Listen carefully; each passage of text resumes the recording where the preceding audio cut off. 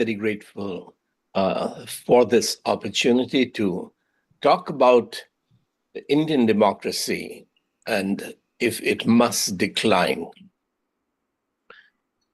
The fact that we are having a multi-party general election where the parties are able to criticize the government shows that India is not yet full dictatorship. Dictatorship is not a system which one can turn on for India to become a full dictatorship. It's very possible that we will have to have a civil war where the supporters of many of the parties will rise up because we do have strong parties at regional state levels, and in that, how many of them will actually stand up against an attempt to overthrow the Constitution and to have a dictatorship is at this moment anybody's guess, because ultimately the Supreme Court can be made irrelevant very easily, as it has been largely. Most of the courts in India have been made irrelevant. Constitution can be thrown aside quite easily. The military and the people. So the people revolting against dictatorship, and which side would the military take? The police is at least in North India, including Delhi, although AAP is governing Delhi, AAP doesn't control the police in Delhi. So the police could side with the government's attempt to overthrow the Constitution and end this system of electing our leaders. And if the people came out on the streets, which is quite likely, which side the military would support would ultimately determine whether India becomes a full-fledged dictatorship or remains a half-hearted dictatorship. So at this moment, India is a half-hearted dictatorship. It's moving towards abandoning the constitutional republic, constitutional freedom and democracy. And a number of BJP leaders at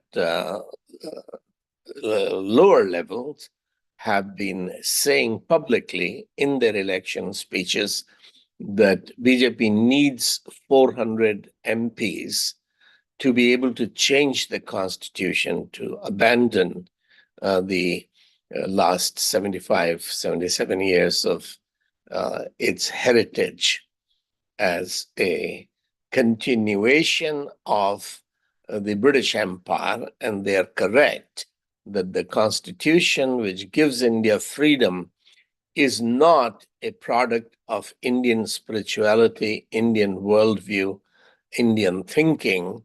It is something that our leaders in that generation, in the most of the 20th century, our leaders learned from Britain and America primarily, but also from other countries, and tried to reform India.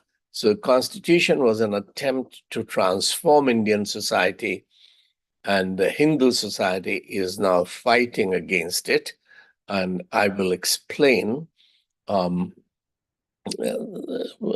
Hindu society, I mean Hindutva leaders are fighting against that 100 years of attempt to modernize, civilize, liberate India. And that is the challenge. Now, it's possible that Modi government and Hindutva will lose this election. thanks to South India, which appears at this moment to be solidly rejecting the control of the Gujarat lobby, which is Western North India, um, trying to impose the will of just a handful of people, some multi-billionaires and two politicians, trying to impose it upon the whole nation. The South India seems to be resisting it solidly. But the good thing is that there is a opposition brewing and growing in North India. The most sensational thing that has happened during this month is the emergence of Dhruv Rathi, 29-year-old engineer in Germany who comes from Haryana, but went to Germany to study there, married there, speaks very good Hindi, and is a very youthful, charming looks. So his video called Dictator has been in Hindi, has been watched 26 million times. That's just absolutely astonishing that and it's obviously younger generation that is watching him. And that's some other videos have been watched 20 million times, 16 million times. But this video where he's painting Modi as the dictator, and he's saying that it is not 100% dictatorship yet. His view is that dictatorship is a spectrum from democracy to dictatorship, and India has come to 70-80% dictatorship. The remaining steps would be taken after this election, so there may be no election as we have known it for last 75 years if the Modi government wins. Currently, he is traveling in India and giving a lot of interviews with different social media. And some of you may not be aware of it because he's speaking in Hindi. He speaks very good English, but they're trying to impact North India, Hindi-speaking North India, to turn it against a dictatorship, to awaken the young people. The Rahul Gandhi's yatras, the first Bharat Jodo Yatra and then Bharat Jodo Nyay Yatra, the second one, they did bring a lot of enthusiasm amongst the young people, amongst the old people, amongst women and masses. So there was that political opposition, although it has not yet built the new Congress party. The people don't trust the old Congress party, and it is a process of changing from old to new. In the assembly elections that were held 3 months ago, the control of distributing tickets, nomination as Congress candidates, still reflected the old Congress. So while people were enthusiastic about Rahul Gandhi, they were not enthusiastic about the candidates that had been put up by the Congress. But hopefully, they have done better research and put better candidates in this election, and that would show. But the point that people like Dhruv Rathi and a number of YouTubers are making, particularly in Hindi, is that this is the last chance for democracy in India. This election is the last chance.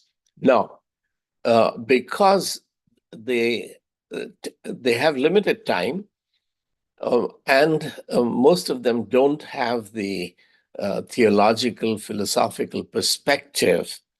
Hardly anyone is discussing what is wrong with dictatorship? Okay, so Modi and Hindutva are leading India towards dictatorship. What's wrong with that? Don't we need that? Didn't China do much better economically compared to India because it was not a democracy?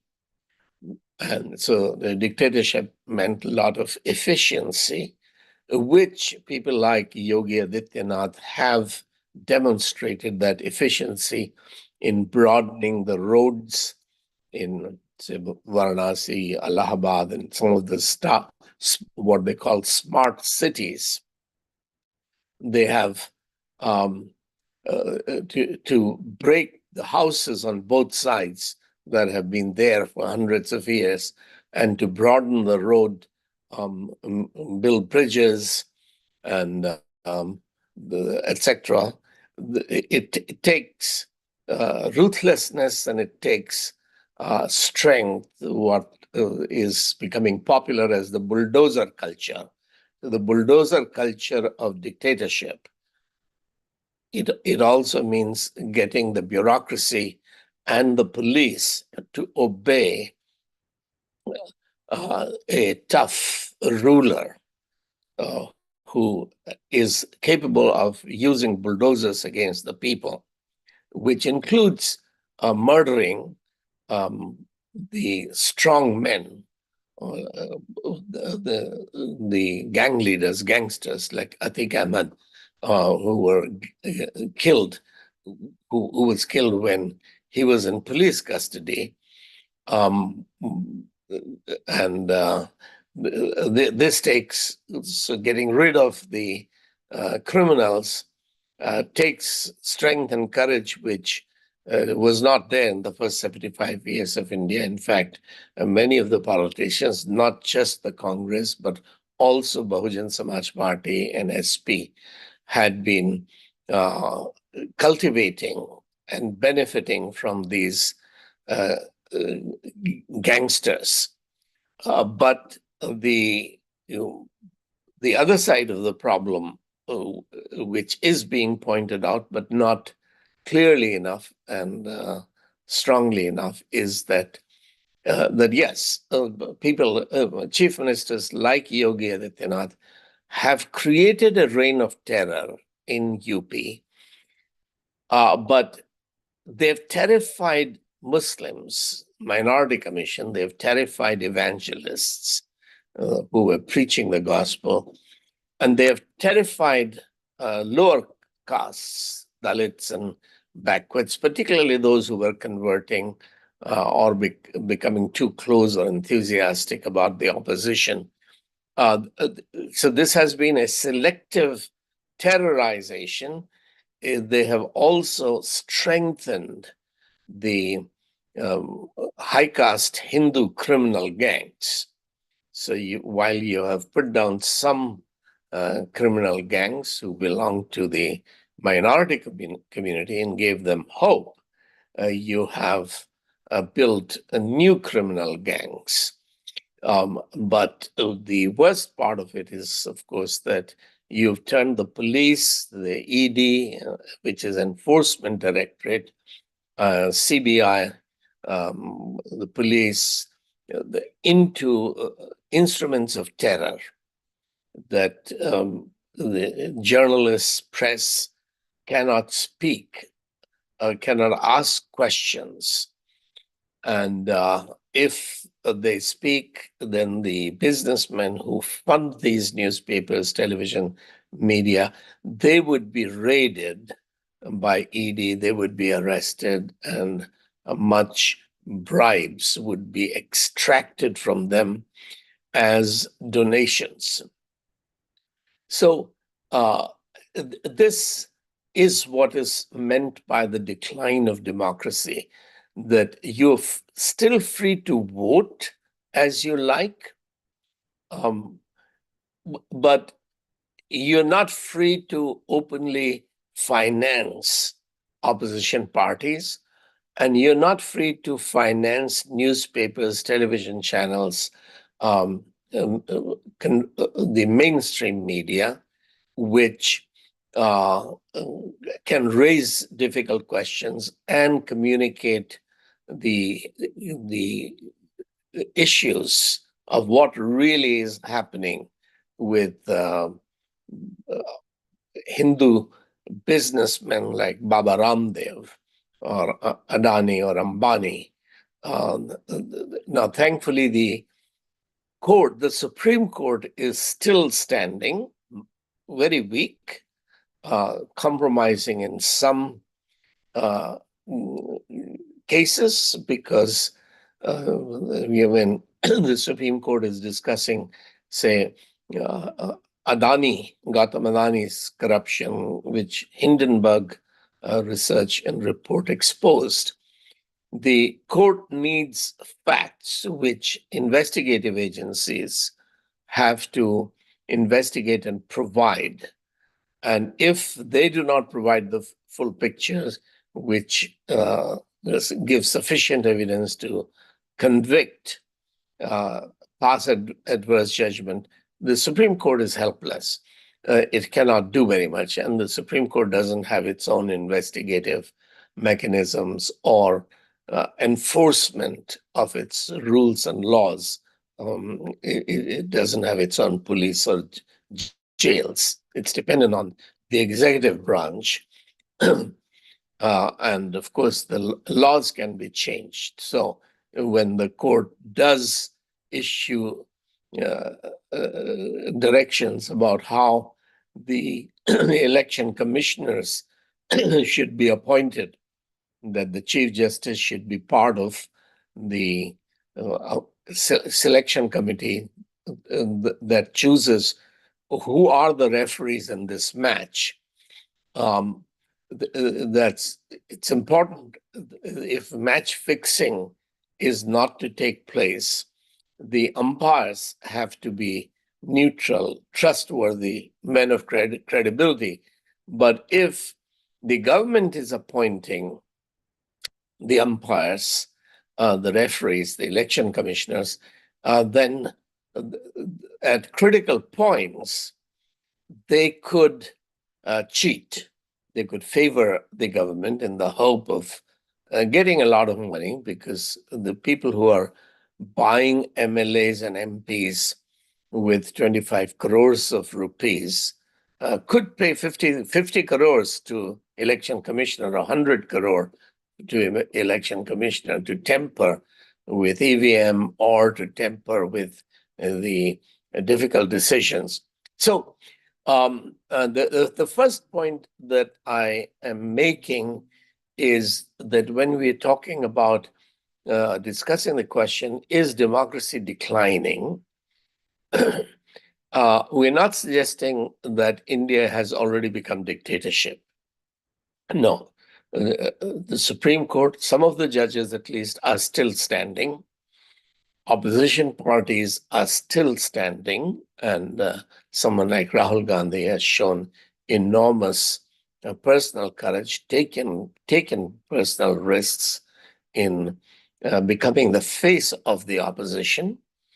He has been modest and wise in not promoting himself as the prime ministerial face, although that has its own negative implications, that BJP has a prime ministerial face, Narendra Modi. Opposition does not have a prime ministerial face, but Rahul Gandhi promoting himself would have, or promoting Priyanka Gandhi, would have created problems. I had hoped a few months ago that they would promote Nitish Kumar as the prime ministerial face, because that would make a tremendous impact on the backward caste votes throughout North India. But they knew better than I did, and therefore they chose not to project him as the prime ministerial face, which made him open to be purchased by the BJP. Mayawati was very keen to be projected as the prime ministerial face, And if that had happened, the India alliance would have got 10, 15% votes, at least 10% votes throughout the country of the Dalit votes. But they were again wise enough in not doing that, because that would have created separate problems. And say Mayawati comes with 5 MPs and Mamta Banerjee comes with 20 MPs in the next parliament. Why don't have Mamta Banerjee as the prime minister, etc. So they were wise. Kharge is been another name that has been mentioned, and he may still be projected as the prime ministerial face, but we have to trust the wisdom and prudence of people like Sonia Gandhi, that it's better to risk. So since BJP is fighting election in Modi's name, let Modi become the issue. Let's take on that issue. Who the alternative is not relevant. Do we really want Modi, who will plunge India into dictatorship, or do we want to remove Modi? So at this moment, the opposition India alliance, which is 27, 28 parties, has agreed to let Modi be the election issue. And one reason, obviously, is that they don't have an alternative face, and it's wise for Rahul not to present himself as that he's fighting Modi and Hindutva and BJP with a personal ambition to be the prime minister. This builds up his image like Mahatma Gandhi, where he is the recognized face of the opposition to British Empire, but he's not trying to become the prime minister or the president of India. He's promoting others such as Nehru and Patel and Ambedkar, etc. Well, so the point that I'm by saying, raising the question, must the Indian democracy decline into dictatorship? I'm not saying that this is going to happen in this election, because there is very good reasons for those who follow the Hindi social media.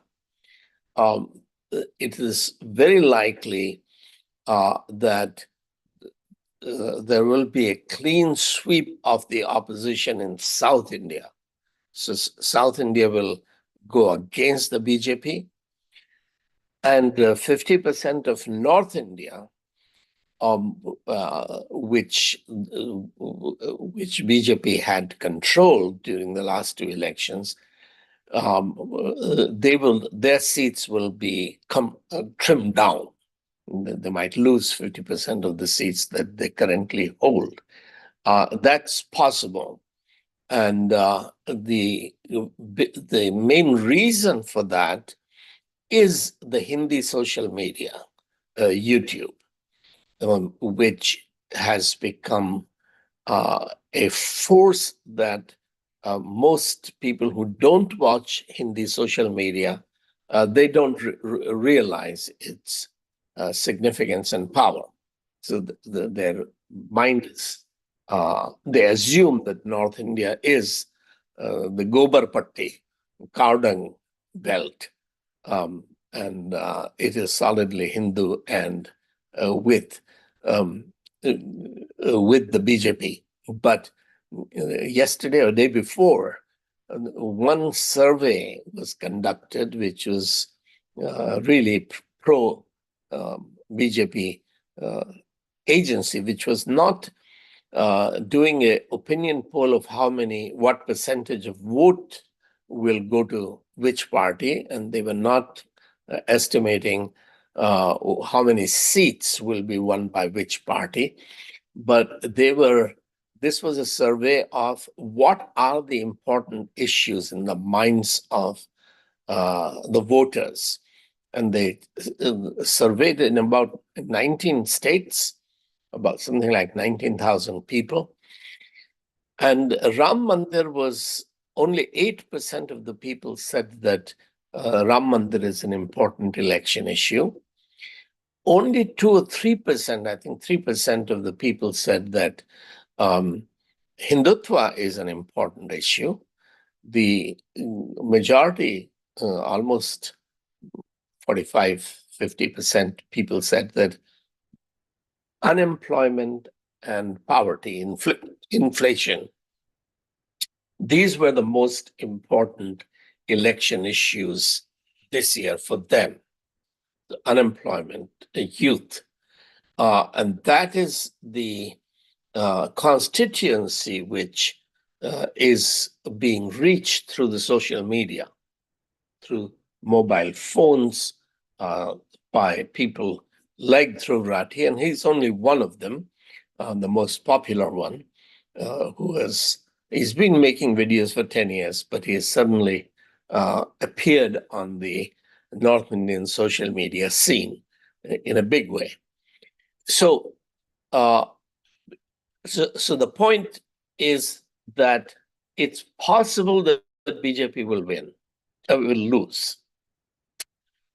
And it's possible that after losing, BJP will try to buy smaller parties that are right now in the opposition. So you may have heard news that the Thakurs Rajputs have been meeting in large groups. So if Modi rally is drawing 15,000 people in Meerut, the Rajputs, the Kshatriyas are drawing 50,000 people to mobilize their voters against the BJP. This is very significant because from the very beginning, when the independence came, the Brahmins were with Congress because Nehru was Kashmiri Brahmin, Kashmiri Pandit, and Mahatma Gandhi was Baniya, Vaishya. So Baniyas and Brahmins were with the Congress party, also Muslims and Dalits. But Jagjeevan Ram was the Dalit face, particularly in North India. So Congress was a coalition of Brahmins, Baniyas, Muslims, and Dalits. But Jan Sangh, first Hindu Mahasabha, then Jan Sangh, and then BJP, its real base was Maharaja lobby, Kshatriyas, Rajputs, initially led from the time of the Second Roundtable Conference in London. They were led by Maharaja Sindhia from Gwalior. So he got the Rajputs together to back Hindu Mahasabha and then Jan Sangh and BJP. Sanjay Gandhi tried to break them after 1977. When he lost, he began to woo the Maharaja lobby. So VP Singh, Shekhawat, Chandrasekhar Singh, etc. These were Thakur leaders, Kshatriya leaders who had come to Congress. But most of the Congress, the Kshatriyas stayed with the BJP. And the Adityanath, Yogi Adityanath, although he is head of a religious order, he is a Kshatriya. And Rajnath Singh, who is the perhaps second or third most important BJP leader at the center, he is also a Kshatriya. He has served as the chief minister of UP. But overall, the BJP had taken the Kshatriyas for granted, Kshatriyas, Gujars, some of the dominant castes in North India. They're taken for granted that these people are not going anywhere, whether or not we nominate them. So, in order to weaken the Adityanath lobby in this election, um, Modi-led BJP, Amit Shah-led BJP has not put up Kshatriyas and Rajput candidates.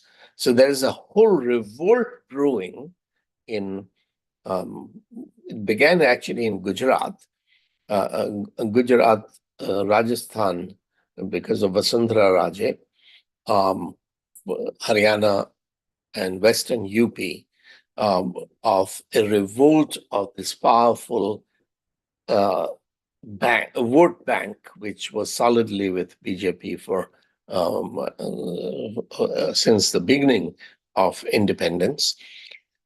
This is right now, these people are meeting in huge numbers and taking vows that they will vote against the BJP, even if they have to vote for Bahujan Samaj Party, for Dalits, or for Muslim candidates, they will not vote for BJP. Now, will this change in the next 6, 7, 8 days? Yes, it can change, because these upper caste opposition to BJP, Amit Shah would offer these top leaders enough money to silence them or to buy their support. That, okay, you have opposed us 10 days before the election, but now on the election day, you will be silent and you will, in fact, let your people vote for us. So these voices which are there today, which are against the BJP, they could change, and they could be bought off, they could be intimidated, just as others are being intimidated. So it is difficult for anyone to actually predict what will happen in the first phase of voting. Although at this moment, which is 8 days before the polling, 8 or 9 days, it appears that the backward castes, Dalits, Muslims, and a significant section of the upper castes, particularly led by the Kshatriyas, will vote against the BJP. So, if the opposition wins, and if these 27, 28 parties remain united, even for a few years, and remain disciplined in reforming the bureaucracy, reforming police, reforming the press, reestablishing the freedom of speech, freedom of conscience, there is hope.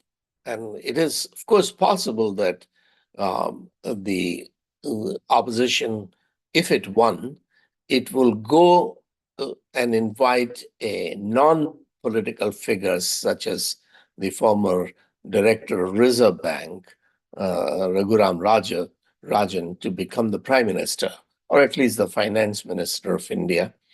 It's a Newman Mohan Singh, who guides the economic next phase of Indian economy and actually puts us on a track where it's not a few billionaires, multi-billionaires who are becoming super wealthy and influencing the stock market, but in fact the middle class becomes productive, creative, is getting bank loans, and is becoming a wealth creation, employment creation force. So the educated, lower middle class, lower class Indians. So that possibility is there of even in 2 months, in June 4th, India changing for the better. How long will these 27, 28 opposition parties be able to stay together before they are bought remains to be seen. It's obviously true that if the opposition won, Modi and Shah will be tried for their corruption and crimes, including murders and riots. And the big businessmen, a lot of the cases, such as Rafael and the Hindenburg report, etc., the shell companies that have been behind the growth of the Gujarat model, these will be investigated, and some of these people may be in jail, and their properties might be nationalized and then sold to others. So, a radical transformation for the better in the short term is possible. This is all to say that because of the limited freedom that democracy provides, like when Moses goes to Pharaoh and says that God has said, "Let my people go." Pharaoh could have killed Moses because he had no army behind him, he had no sword, he had no military power. But he did not do that. He allowed Moses to keep coming back with the demand, "Let my people go." And God supported Moses through all the plagues, which the ordinary slaves were able to see that, yes, God is with Moses, God is against the Egyptians, and they followed Moses half-heartedly, without much knowledge of God and trust or obedience to God, but they followed out of Egypt. So that is the limited freedom that you have. So the fact that Rahul has not been killed or imprisoned as yet, it shows that he is being allowed, the social media is being allowed, like Moses, to speak against the totalitarian control of slave owners, dictators. So this is a short-term scenario related to this election. Will the opposition then disintegrate? Or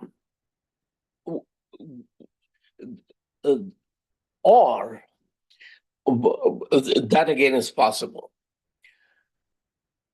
And will the Hindutva force or dictatorship then come back? That's also possible. So the real issue in today's talk is the long-term issue. Why is democracy of freedom declining? Why is India, the people, accepting so much corruption? We've had conversation with two friends, highly educated, in Bangalore. Both of them said that BJP will sweep this election. So this is Christians in Karnataka, in Bangalore. That's their perception. So that shows the power of the mainstream media and a misunderstanding of what really is happening in North India at the grassroots level, because that's not being projected by the media. So you have Christians in South India who are resigned that this is what is going to happen. So the religion has become opium of the people, as Karl Marx said, that religion is the opium of the people. That people have been brainwashed, and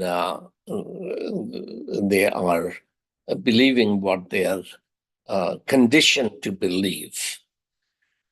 But why has the issue, let's say, of electoral bond, that a elected chief minister, Arvind Kejriwal, is arrested in a liquor scam. It's called scam, that they manipulated the liquor policy of Delhi so that the liquor barons will get a lot of money, make a lot more money.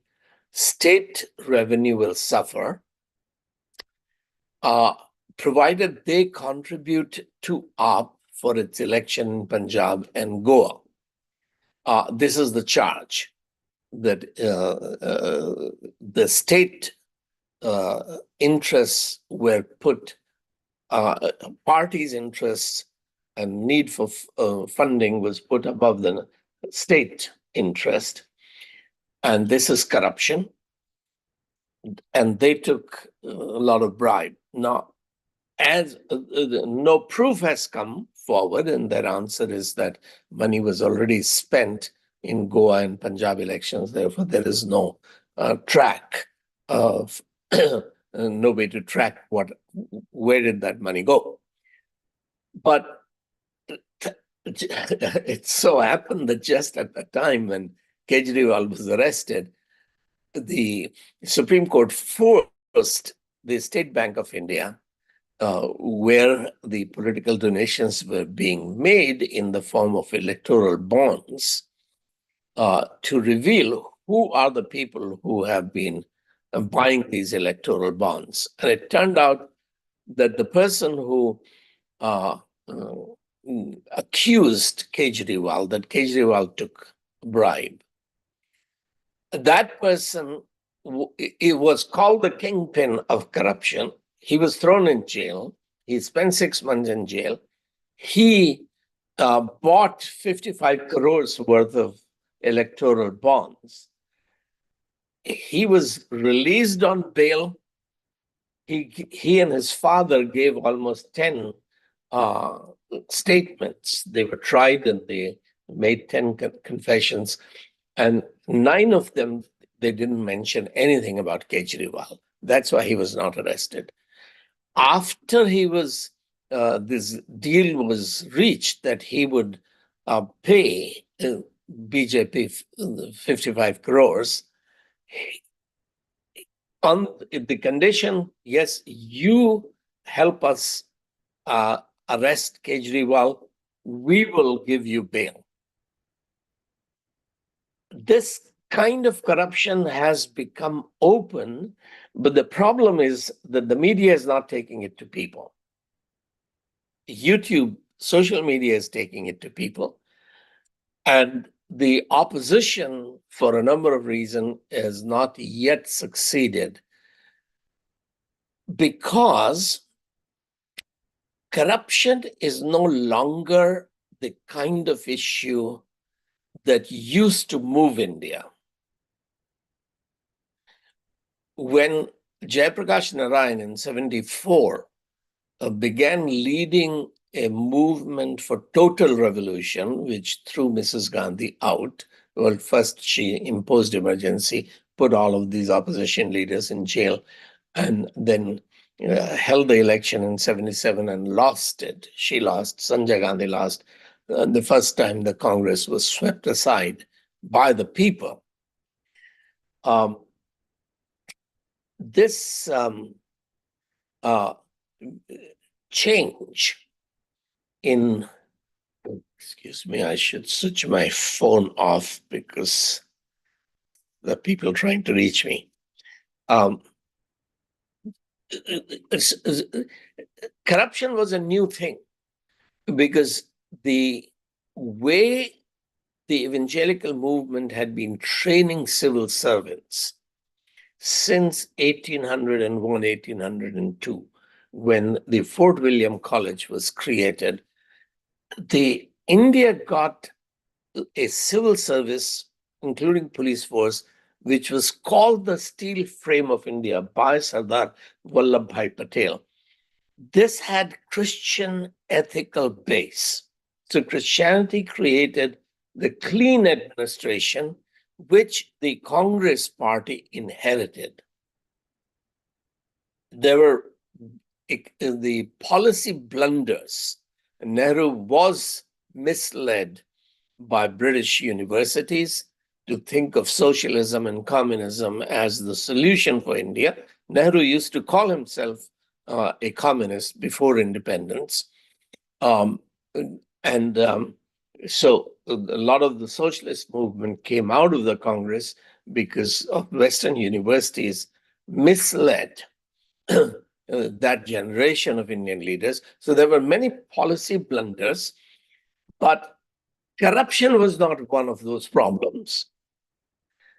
Corruption really developed in India during Mrs. Gandhi's time, where the gospel, Christianity, was no longer changing the minds of the students and the people. Now you have a situation where average voter is accepting that crookedness, Sam Dam Dand Bhed, Chanakya Niti. So Amit Shah is a great politician, a great strategist, because he uses all the corrupt means to buy or bully the opposition and the press and the bureaucracy. Everybody has to fear him because he is the real brain behind the dictatorship, controlling, using all foul means.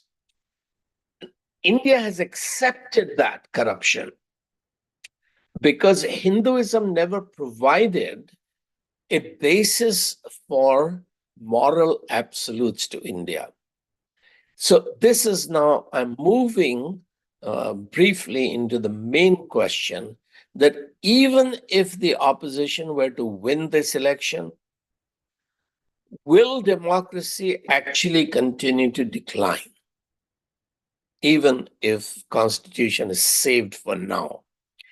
And the answer is yes, democracy will decline unless the Indian church is able to throw out the American evangelical influence.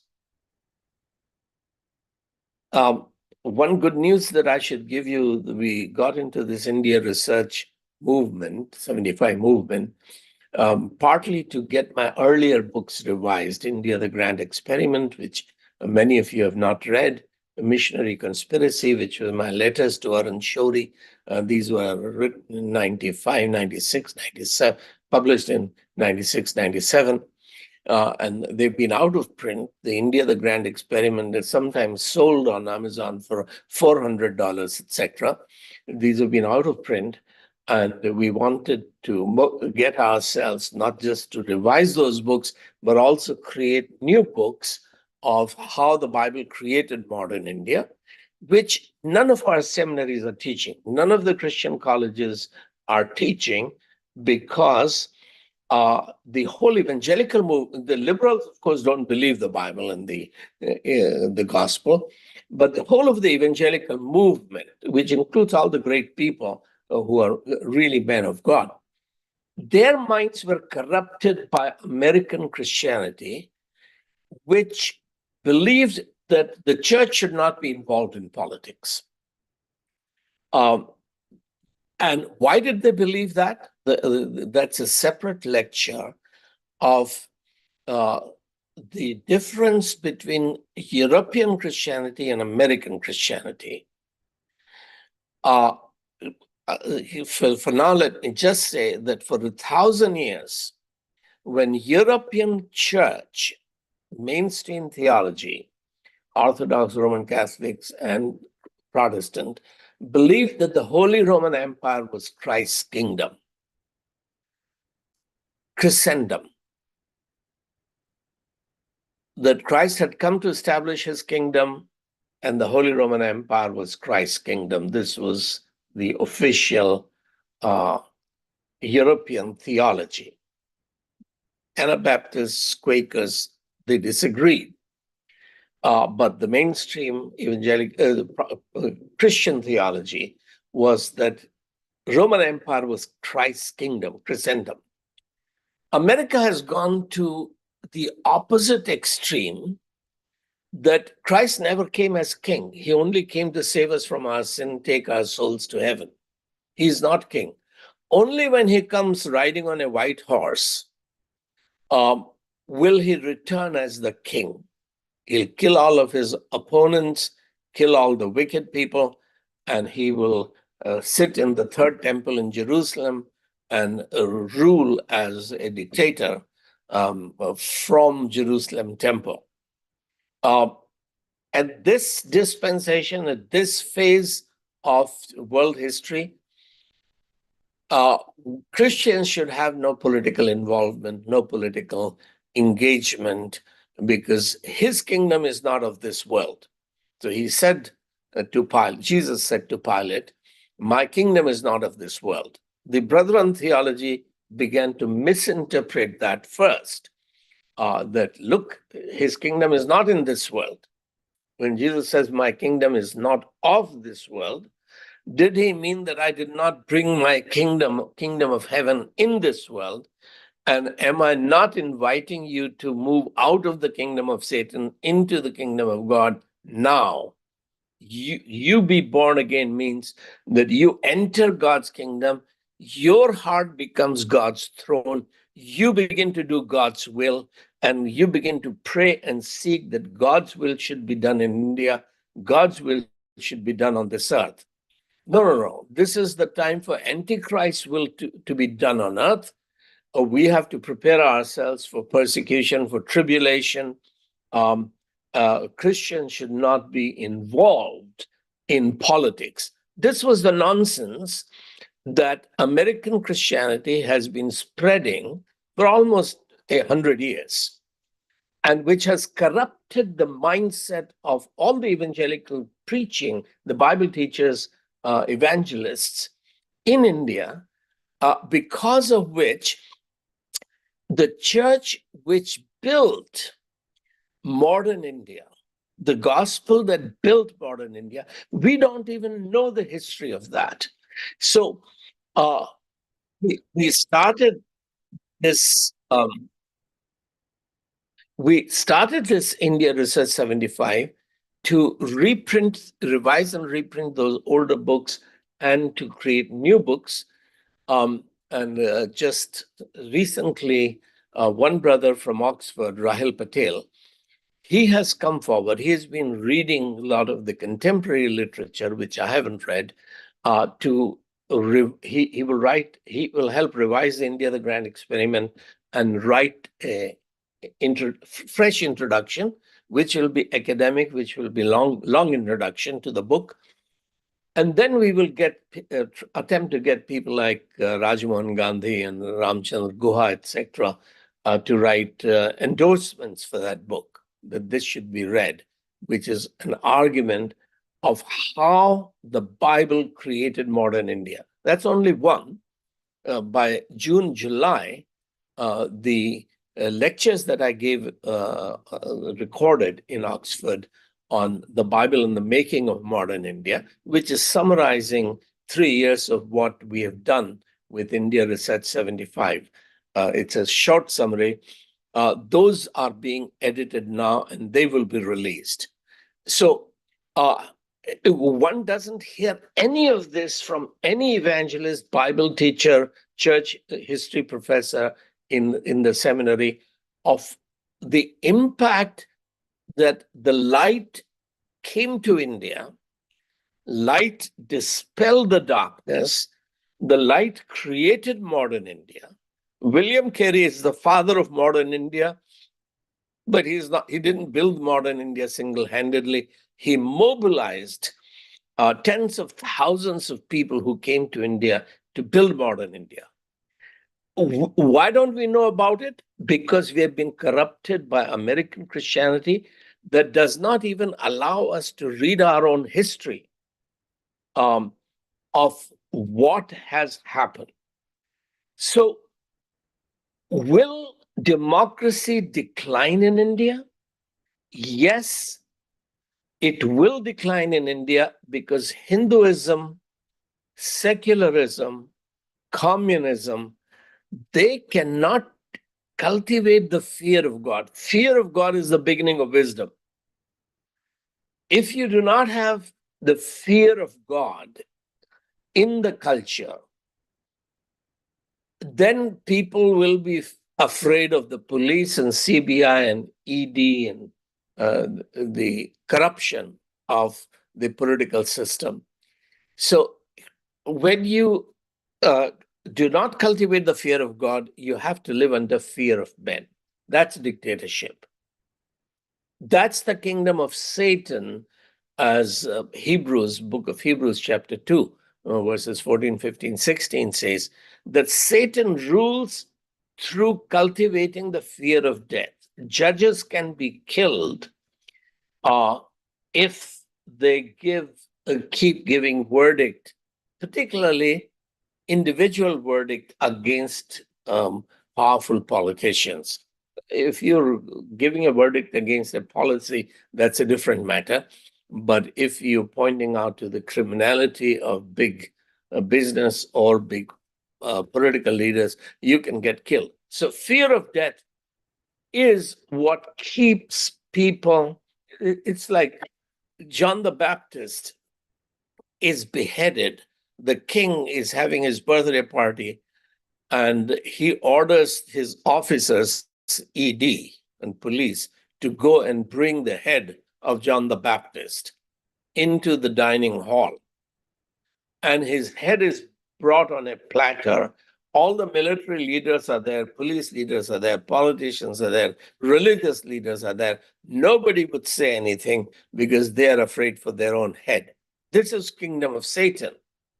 Though we never hear about kingdom of Satan. So basically, American evangelists don't understand the kingdom of God because they don't understand the kingdom of Satan. And that is what India is becoming. But has God's kingdom come into this world? Can the gospel of the kingdom of God bring light to India? So, without a new reformation, earlier reformations began in Europe and great awakenings began in America. There's no reason why a new reformation cannot begin in Africa or in India to change the global church and to change the future. So, as long as our theologians are trying to get PhDs from American seminaries, Indian church is not going to be reformed. When we begin to study the Bible for ourselves, when we begin to study church history for ourselves, including Indian history, that's when there will be hope for a reform and revival of India. So, will democracy decline? At the moment, even if the opposition wins, constitution survives, and there are reforms in that ED can no longer arrest people and keep people as it is keeping Manish Sisodia for more than a year in prison, that you cannot do that. Freedom is a fundamental right. You are innocent until proven guilty. And if the institutions are so incompetent that after keeping someone in prison for 13 months, they cannot prove that this man is guilty, then it is the officers who should be thrown in jail, not the accused deputy chief minister of Delhi. So, but can the church be awakened?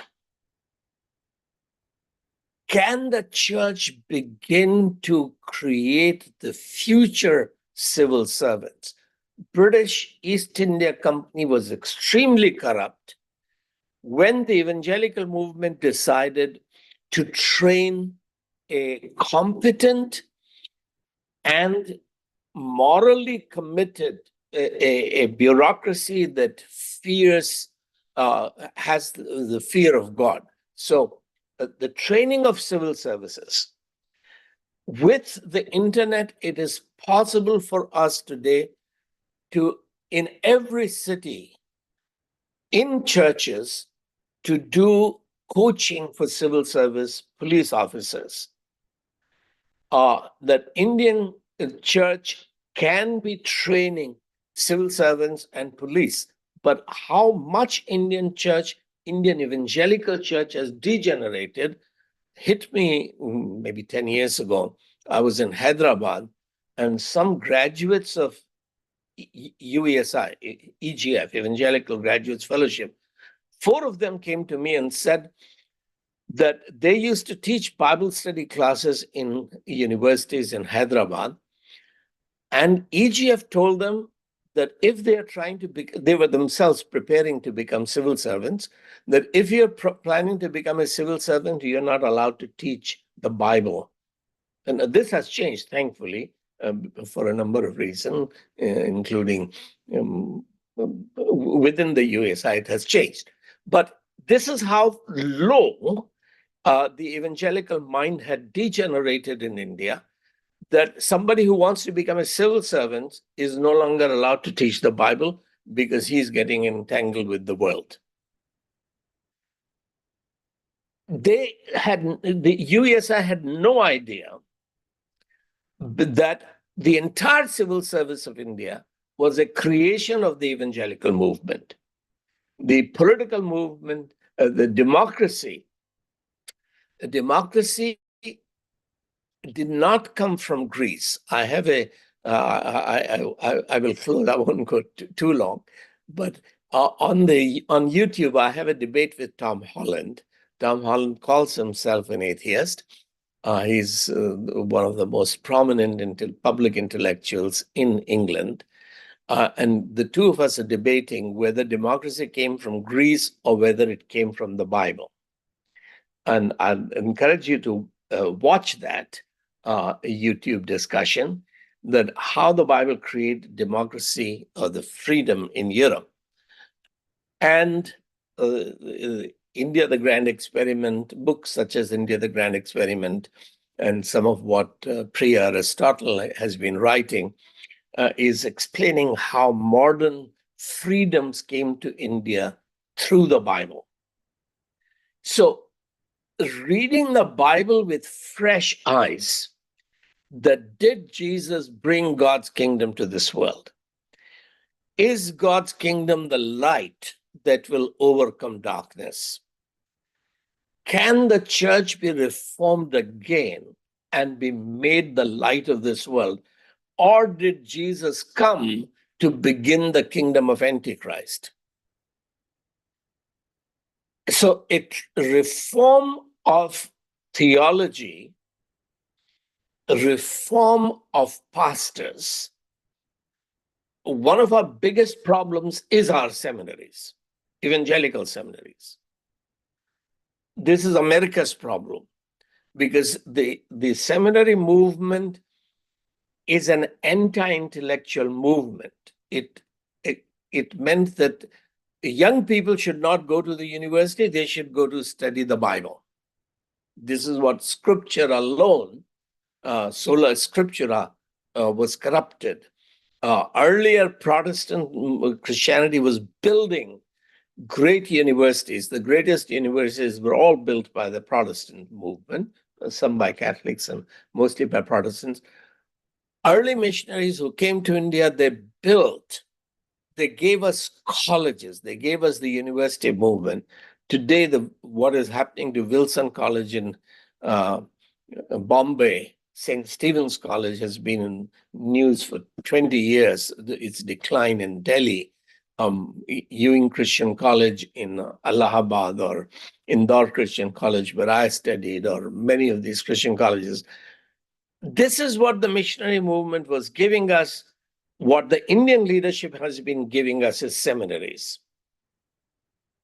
This is part of our degeneration.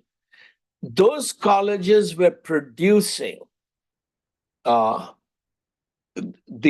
kind of leaders that India needs. And now today, technology allows us to turn every church, which may have just 10 or 15 students, but every church can become a university where 15 students come into the church, but 15,000 professors come to the church online every day. This is possible. An education revolution in India, which the church begins to lead, but pastors have no vision for it because they are taught that your role is to take souls to heaven. Your role is not to reflect the light of Christ in the darkness of this world.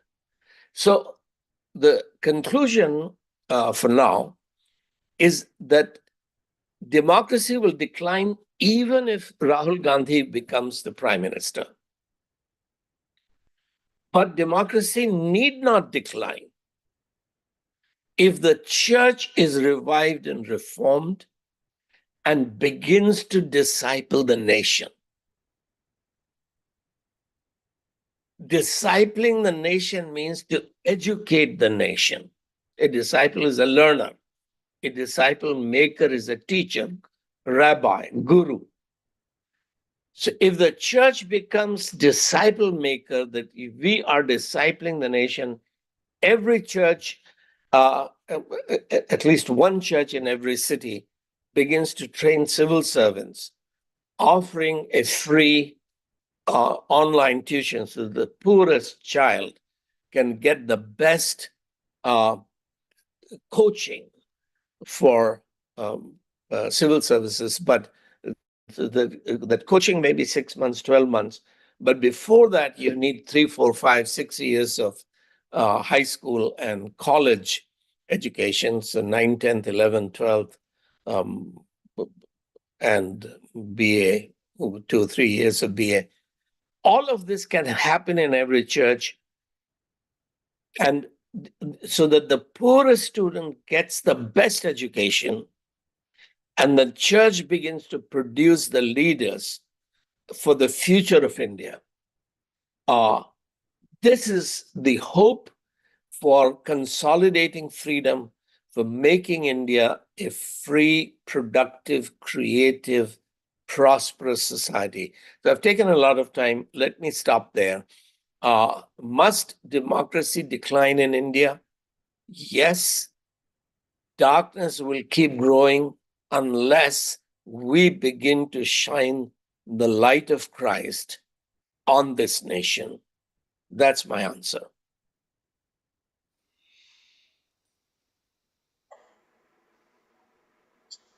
Okay.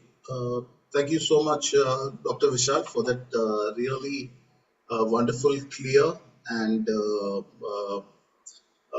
I mean, I was reminded of the word of God, double-edged sword dividing issues, and it was so clear. A lot of my personal questions were also answered. Yeah. So one of the I think I would just like to open with the question is can politics itself be seen? I mean, you had mentioned about points of engagement being, an IS officer or civil servant or, IPS and education. But can politics itself be a mission, a field of transformation for Christians to venture into, or it is impossible to survive given the extent of corruption that is present there? No, politics itself can be a means of reforming India. And just during the last 30 years, we have seen powerful movements like Kanshiram began with nothing, no money, no big people. He cycled with when it was DS4, Dalits Shochis Samaj Sangharsh Samiti. He cycled from Kanyakumari to the north and mobilized, began to teach. Mayawati became the beneficiary of it. She has ruined the movement. But a simple man uh, um, dedicating himself to educating the Dalits, mobilizing them. The BJP started funding him. So a lot of the BSP money came from BJP because he Dalits used to vote for Congress and he stole the Dalit votes from Congress, because of which BJP began to win eventually in UP. So BJP put a lot of money in the Bahujan Samaj Party. AAP, Kejriwal, Anna Hazare. This is another example of Anna Hazare sitting on fast against corruption, demanding a Lokpal bill, that there should be a moral authority uh, to which can hold the group, the nation accountable. In a sense, Prashant Kishore um, was doing the same thing in Bihar, is doing the same thing in Bihar, that he is moving politics away from caste-based politics of Lalu Yadav and Nitish and BJP to policy-based politics. This is a long route. Now, right now, I think the accusation that he's behaving as a um, stooge of BJP in damaging Rahul Gandhi's image. I think that's correct, but he may be damaging Rahul Gandhi not for the advantage of BJP per se, but long-term advantage for himself, because he wants to build and lead a party. So he wants to become for uh, Bihar what Kejriwal is for Delhi. Um, but leaving that personal angle aside, his attempt to uh, free Indian politics from caste-based equations to policies and principle-based equations by mobilizing uh, is a very worthy thing. Shiv Sena and all in Maharashtra, they used hatred to organize the Marathis. But Anna Hazare and Kejriwal didn't do that, and Nishant Kishore is not doing that. He's educating, and um, in a sense, at one level, uh, Kanshiram Mayawati did use hatred for the upper castes, but this was not really hatred of individuals, but a system which had made the Dalits untouchables and low caste. So it can be done, it has been done, but all of it has been done without the uh, moral frameworks. Bible is the only book that cultivates the fear of God. You sin, you are judged, and the land is judged, a family is judged, um, animals are judged. The sin is a serious thing. We have to fear God. We have to obey God. So yes, the recent politics of the last 30, 40 years shows that uh, while there has been terrible things like Hindutva organizing Hindus by cultivating hatred against minorities, Muslims, the political organization has also happened by opposition to corruption. That's what threw AAP into prominence. But Kejriwal has been wise this time in limiting himself to 20 seats and giving, say, Congress three seats in Delhi.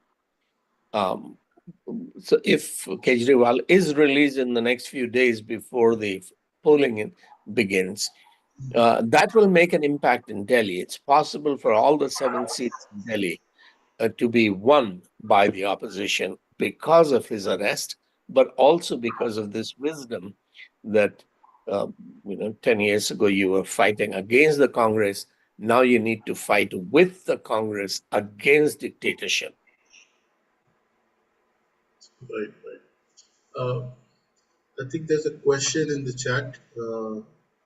My question with appreciation for the talk is your explanation of the wrong approach taught by American evangelism is clear. However, what is the right approach look like? Approach looks like, for example, in India and USA. West, would that be a theocracy or something else, or is it an organic engagement of Christians engaging in all aspects of governance with Christ's conscience? Thank you. The right approach is the kingship of all believers. We are kings and priests. So modern freedom, our constitution begins with the phrase, we the people. That phrase is borrowed from American Constitution, which also begins with the phrase, we the people. We are the sovereigns. So the gospel is that Jesus shed his blood to purchase slaves, to make them sons. If you have become the son of the king, you are a prince or a princess. Sonship means kingship. You're managing your father's kingdom. This is so when John Knox and the Scottish reformers, they were following the ideas that were seeds began in Geneva, but the seeds grew into plants in France with the Huguenots, French Calvinists. But they were implemented successfully or harvested those ideas in Scotland. John Knox and other reformers, when they were changing the politics, first politics within the church, then politics in the state, they did not say that they start establishing democracy. They said that Knox would say, I'm building the kingdom of God. I'm building New Jerusalem in Scotland. 100 years later, it was embarrassing because the Protestants, Reformed Protestants, were making mistakes and they were practicing intolerance, etc. So it became difficult to say that Scotland has become God's kingdom.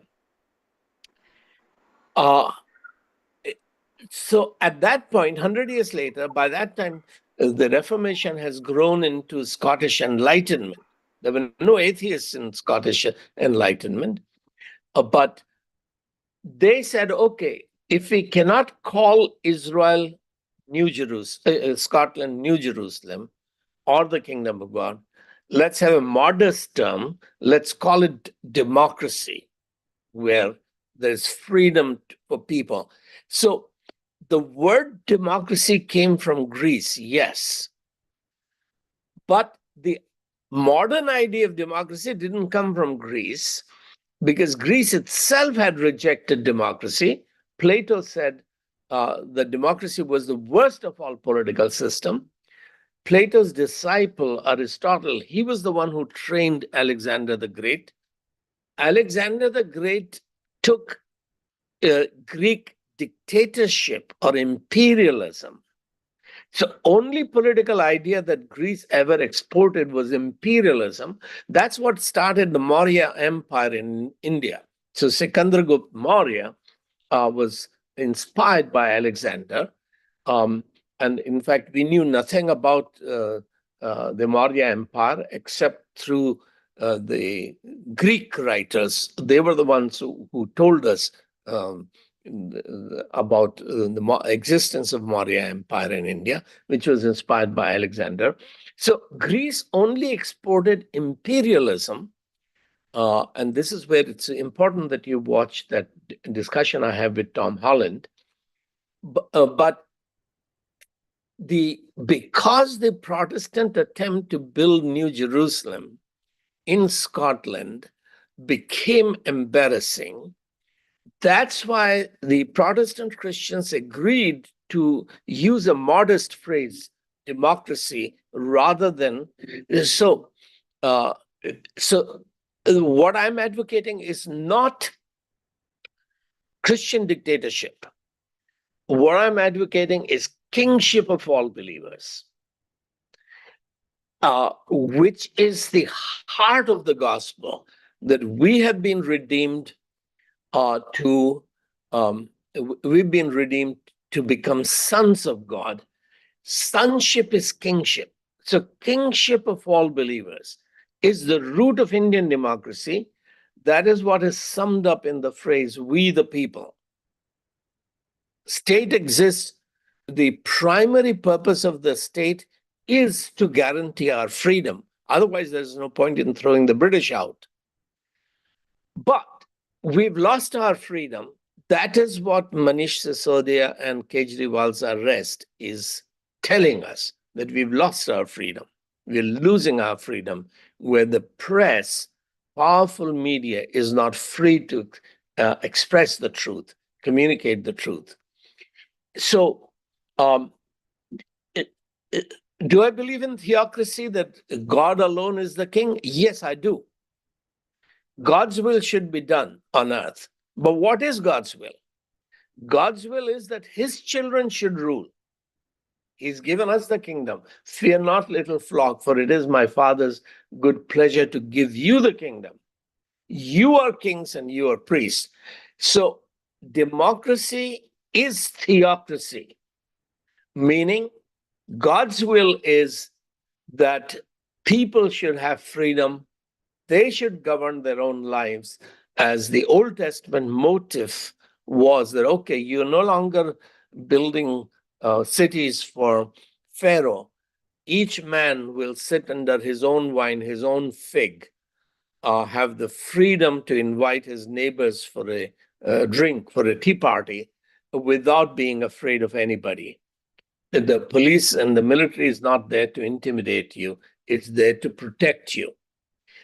So that motive of each one governing his own life, you choosing your own elders, tens and fifties and hundreds and thousands, you are choosing your elders who will manage your public affairs, but your private affairs you will manage yourself, with no one making you afraid.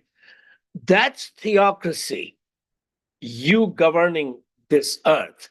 Because when God put Adam and Eve into the paradise, he said, be fruitful, multiply, fill the earth, establish your dominion.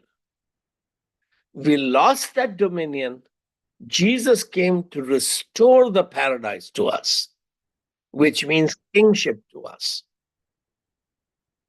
So that's that's the answer to this question, that American evangelicalism has become foolish and corrupt today, but it started right.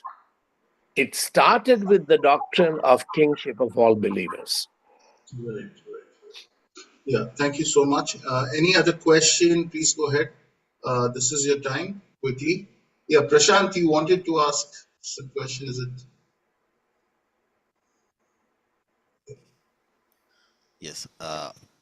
My question is, yes, I mean, this is something related to